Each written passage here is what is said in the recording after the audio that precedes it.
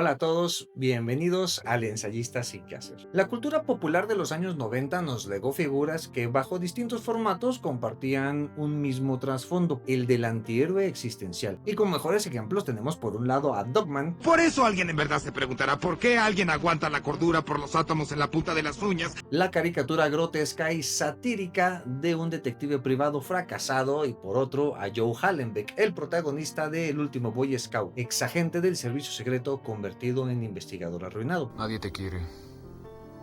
Todo el mundo te odia. Vas a perder. Sonríe, imbécil. Al parecer, ser investigador privado no deja nada bueno. A simple vista parecen mundos irreconciliables, uno animado, vulgar y deformado, y el otro de acción, sombrío y lleno de violencia. Sin embargo, en lo profundo, ambos personajes revelan una misma verdad filosófica, la del hombre roto que sobrevive a un universo absurdo, corrupto y sin redención. Sonríe, imbécil. Si se les observa desde el prisma de la filosofía, el absurdo de Camus, la desesperación de Kierkegaard, la crítica de Nietzsche y el simulacro de Baudrillard, nos encontramos con el mismo arquetipo del personaje, el antihéroe existencial. Porque tanto Tocqueville como Hallenbeck son más que protagonistas de ficción, son espejos de la condición humana en su faceta más cruda. El antihéroe existencial, para todo propósito, no es simplemente un espejo defectuoso o moralmente ambiguo, es sobre todo la encarnación de la conciencia rota en un mundo absurdo. A diferencia del héroe clásico, valiente, noble, guiado por ideales superiores, el antihéroe sabe que el mundo no tiene garantías de justicia, que la vida carece de sentido último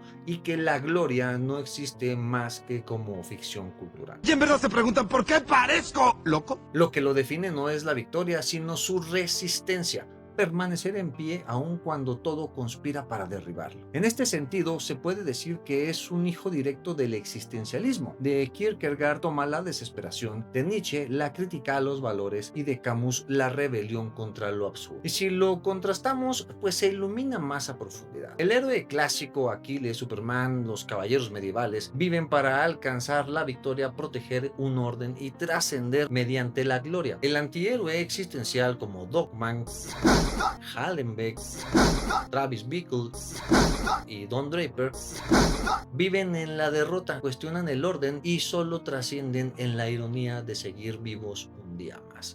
Firmes y dignos. Firmes y dignos. Firmes y dignos. El héroe clásico lucha con la certeza de que su causa es justa. El antihéroe lucha sabiendo que la causa está podrida. Y aún así lucha. Ese aún así es lo que lo hace trágico, filosóficamente muy potente y con una profundidad impresionante. Kierkegaard decía que la desesperación es la enfermedad mortal del hombre. Saberse incompleto, atrapado entre lo que es y lo que querría ser. El antihéroe existencial vive en esa brecha. Dogman quiere ser amado por sus hijos, pero es incapaz de ganarse ese amor. Hallenbeck quiere ser un buen padre y esposo, pero sabe que ha fallado para todo propósito. Ambos saben que están condenados, pero en lugar de caer en el silencio, explotan en sarcasmo, gritos o violencia. Su existencia es un grito desesperado que nos recuerda lo que todos ocultamos, que el sentido siempre se nos escapa. Nadie existe a propósito.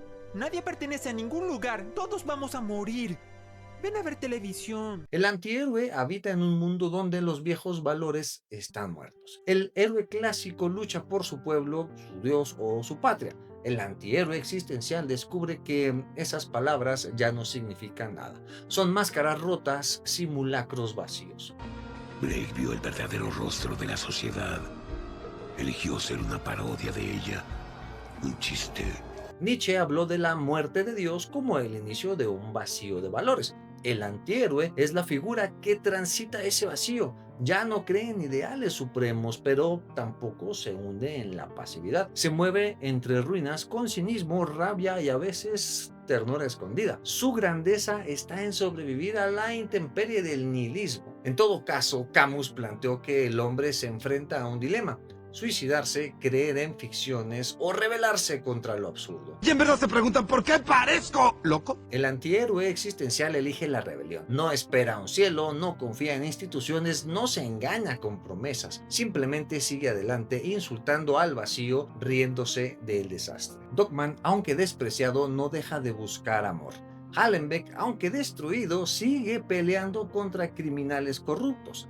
Su lucha no es por ganar, sino por no rendirse, porque en esa resistencia encuentran su forma de dignidad. Bonitos y gorditos, chicos. Bonitos y gorditos. La fascinación del espectador con estas figuras se debe a que son un espejo incómodo, una superficie deformante que sin embargo refleja con brutal honestidad lo que preferimos ocultar. No contemplamos en ellas la perfección inalcanzable de un héroe mitológico ni la luminosa pureza de un arquetipo de virtud. Lo que vemos en cambio es nuestra propia precariedad existencial puesta en escena, los fracasos cotidianos, los resentimientos nunca expresados, los deseos reprimidos, la frustración por no alcanzar las metas que alguna vez creímos posibles. Pues la única enfermedad que tengo es la vida moderna. El antihéroe existencial despierta fascinación porque desmonta el disfraz social, mientras el héroe clásico encarna aquello que quisiéramos ser, valiente, incorruptible, victorioso. El antihéroe nos recuerda aquello que realmente somos, seres contradictorios, a veces ruines, a menudo débiles, siempre vulnerables. En sus derrotas se transparentan las nuestras, en su sarcasmo escuchamos nuestras propias excusas, en sus gestos de furia o empatía vemos la manera en que enfrentamos día tras día un mundo que parece indiferente. Ese espejo es incómodo porque no embellece ni idealiza. Su verdad duele, somos más Dogman que Aquiles, más Hallenbeck que Ulises. Y sin embargo, en esa incomodidad radica su poder. El espectador se ve reflejado en su miseria y paradójicamente obtiene un consuelo. Si incluso ellos, rotos, grotescos, desencantados, siguen en pie, entonces tal vez nosotros también podamos seguir adelante. La fascinación en última instancia no se debe a la gloria de lo inalcanzable, sino a la solidaridad secreta del fracaso compartido. El antihéroe nos recuerda que la vida no necesita perfecciones para ser vivida, que la dignidad no siempre se encuentra en la victoria, sino en la obstinación de permanecer, en la risa amarga que resiste al vacío. El antihéroe existencial nos recuerda que todos somos Sísifo, cargando piedras que siempre volverán a caer, y al mismo tiempo nos ofrece una lección. Incluso en la derrota se puede reír, insultar, fumar un cigarro y gritarle al vacío. Ambos son un recordatorio de que la vida no necesita sentido último para ser vivida. Tanto Tocqueville como Hallenbeck inician desde la derrota. Ambos representan al hombre que ya perdió el lugar de honor, el reconocimiento social y el refugio familiar. Son restos de lo que alguna vez pudieron ser reliquias de un pasado en el que quizás existió dignidad. Aquí aparece la primera lectura filosófica, el absurdo camusiano. La vida los empuja a existir sin sentido, enfrentados a un mundo indiferente. Su destino es empujar una piedra que siempre volverá a caer. Lo importante no es la victoria, sino la rebelión silenciosa de seguir adelante. Ante la herida abierta del fracaso, tanto Dogman como Hallenbeck eligen la misma coraza, el sarcasmo. Hallenbeck lanza frases lapidarias, fuma con desgano, ironiza sobre su propia decadencia. Estoy despierto. Dogman grita, se burla, insulta y desnuda la hipocresía del mundo que lo rodea. En algún lado, de algún modo, los masticaron y los escupieron, y ya no quieren vivir más. ¿No se dan cuenta de cómo es este mundo con tantas revolturas? El cinismo es aquí un escudo existencial, no es simple comedia, es la única manera de resistir frente al dolor y la falta de sentido. Kierkegaard hablaba de la desesperación consciente. Saben que su vida está rota, que nada los salvará y sin embargo se aferran a esa verdad como un cigarro en la tormenta. El espectador se ríe, pero en esa risa hay un eco incómodo, refleja nuestra propia necesidad de disfrazar la desesperación con ironía. Ni Dogman ni Hallenbeck creen ya en las instituciones que la sociedad presenta como sagradas. Dogman, la familia americana, se revela como una farsa. La política, la religión y la cultura pop aparecen como espectáculos grotescos sin sustancia. En el último Boy Scout, el deporte y la política son nidos de corrupción y la justicia es solo un negocio disfrazado de espectáculo. Aquí resuena Nietzsche con su martillo. Los ídolos han caído. Un chiste.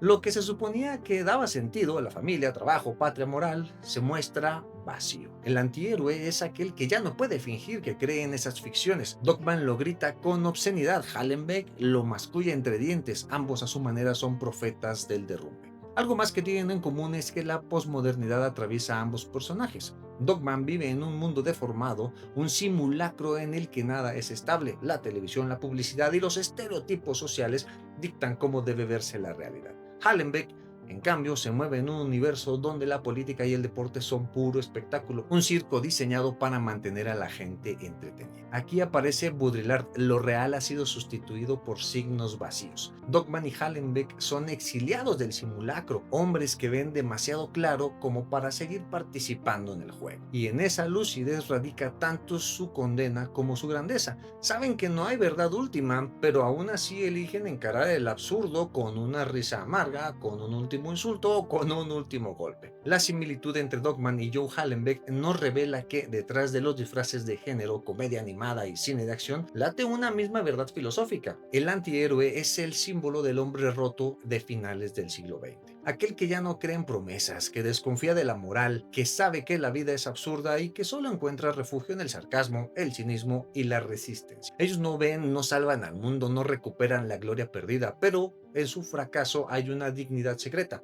la dignidad de resistir, porque quizás la única victoria posible frente al absurdo no sea conquistar el sentido, sino sobrevivir un día más, con un grito vulgar, una broma cínica o una sonrisa amarga. Así Dogman y Hallenbeck no son caricaturas de derrota, sino emblemas de la reflexión existencial. Dos Sísifos, si queremos, modernos que nos recuerdan que incluso en la caída aún podemos reírnos del vacío. Entonces, el antihéroe existencial, lejos de ser un simple fracasado cómico o trágico, es un testigo de la verdad desnuda de la existencia, que no hay orden supremo, que la justicia es relativa, que el sentido no está garantizado. Su grandeza no está en vencer, sino en resistir con lucidez. Dogman y Hallenbeck son solo dos versiones de una misma figura. Uno grita desde la animación grotesca, el otro desde el cine de acción desencadenado. Pero ambos nos enseñan lo mismo, que incluso en el fracaso hay dignidad y que la risa amarga puede ser un acto de rebeldía. El antihéroe existencial no nos da esperanza, pero nos da algo más real: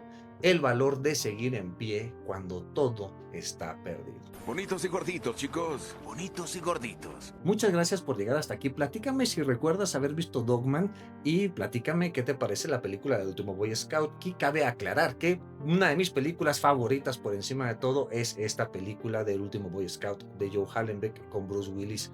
Y Dogman siempre fue una de las animaciones que más me gustó desde joven. Tal vez no lo entendía mucho, pero al paso de los años y luego de verla muchas veces, pues se me hace muy reflexiva, muy existencialista, con unos toques filosóficos profundos y pues es más. Y como dijo el poeta, las aguas calmas son profundas. Cuéntame en los comentarios y vamos a pasarla muy bien. Nos vemos. Y en verdad se preguntan por qué parezco loco.